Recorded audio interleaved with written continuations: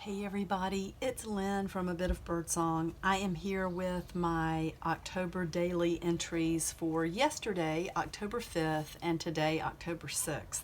So let me refresh the story a little bit, or refresh everybody on the story. This has got a lot of facts in it, this book does, or history I should say, but it also has a lot of fun and pretend things, and it has a little bit of me and some of my own family history mixed into it. And if we go back to this little family tree, we have a great-grandmother Minnie, and we have her granddaughter Helen and the great-granddaughter Jessica. The names that I chose are all fictional as far as my family goes. They were chosen based on what the most popular names would have been at the times I'm pretending like they would have been born. So let's get to today's spread. And Jessica is writing the book, and she has written some things about her great-grandmother Minnie.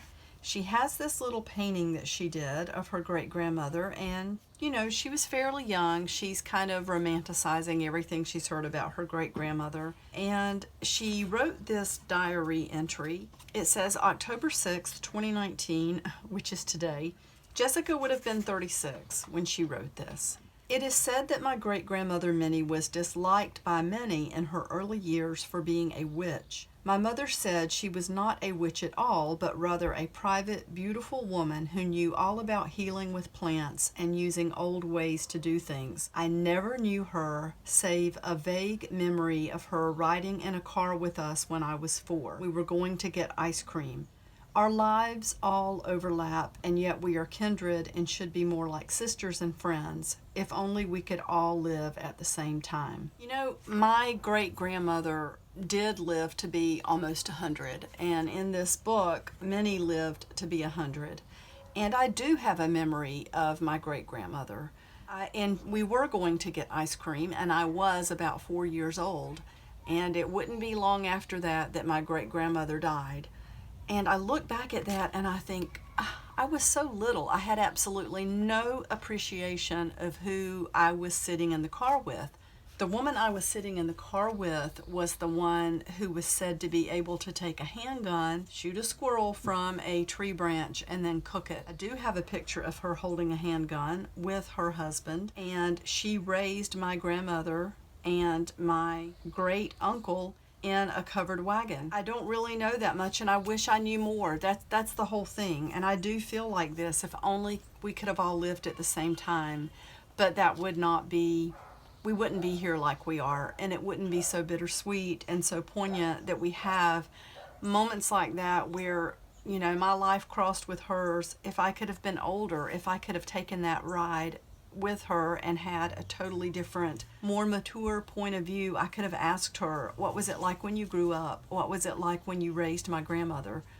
You know, can you really do this, or did you do that? And I never got the chance. So I'm hoping to preserve more for my children as far as what I know and the pictures. Now we have DNA testing that we can do through Ancestry. We can find more people on Ancestry. We're also finding people that we didn't know we were related to. Yes, it's very, very interesting.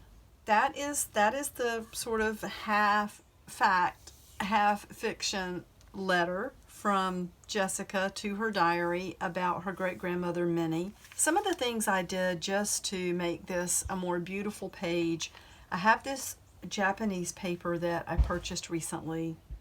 So beautiful, and I love the colors in this. These autumn leaves, and you can see the gold in the paper. I have my dates over here. This is an old flower that was in a really old book from the 1800s. I didn't know the flower was inside, and it fell out, and I decided to put it in some plastic. But I've got a little note here from one of great-grandmother Minnie's books. I love you, and it's got a J for Jessica. So she's very infatuated, obviously, with her great-grandmother and trying to learn everything she can about her. I was searching for something that might represent the feeling that she would have, and I found this beautiful poem by George Meredith. He was a Victorian English poet.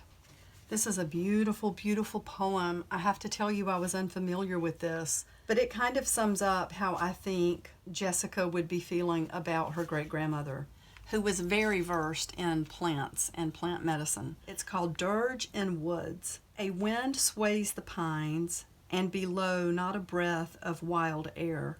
Still as the mosses that glow on the flooring and over the lines of the roots here and there. The pine tree drops its dead. They are quiet as under the sea. Overhead rushes life in a race, as the clouds chase, and we go, and we drop like the fruits of the tree, even we, even so.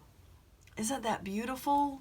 Oh my gosh, it reminds me of my tiny little pathway in the backyard with the moss and the pine cones, and I feel exactly the same way. When I walk that path, I can see my steps even as a young girl. We grew up with pine trees and pine cones and 5 acres of woods around the house, and my favorite thing to do was to walk through the woods. It's just beautiful. Anyway, this is my journal entry for today. Thank you so much for watching.